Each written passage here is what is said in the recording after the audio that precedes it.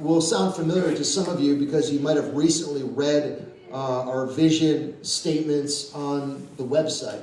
So a lot of this content is really from that. I think I wrote this maybe, I don't even remember, maybe 3 years ago. But whatever I wrote 3 years ago was just really an update from whatever I probably wrote a few years prior. So like I said, it's always a work in progress to try to articulate this in writing. But the first thing that we are striving to be is the people who are biblical. And these aren't necessarily in order, but I think it fits to put this as number one.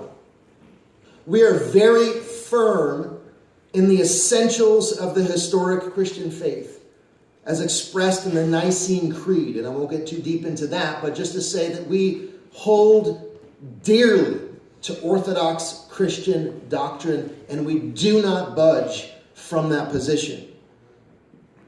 Now, there are people at Renaissance who come from a variety of faith, Christian faith traditions, including Baptist and Reformed and Pentecostal and Catholic and so on. People within this community, and I really wish it wasn't daylight savings and that there were more people here that really represent the church, because I know it's about like half of us here today. But there are so many different kinds of people from different backgrounds, and we do not all agree about peripheral issues of theology, politics, even personal convictions about varying things in our lives, like maybe drinking wine. Maybe some might drink a glass of wine. Some feel like, no, I don't want to do that. I feel like that's not a good thing for me. There's different convictions, different political views, and different secondary theological stances on various things. And we don't fight about those things. We have created an environment at Ren where we can dialogue peacefully, usually, about these things.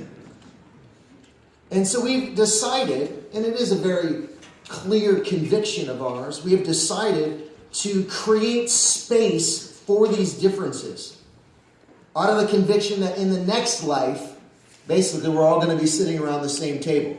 We're all going to be part of the same family. It's not going to be in the next life, whatever your stance was on whatever, end time events, you're going to be in one room, and then everyone else, who had a different view is going to be in one room. It's not going to be like that. We're going to be sitting around the same table as one.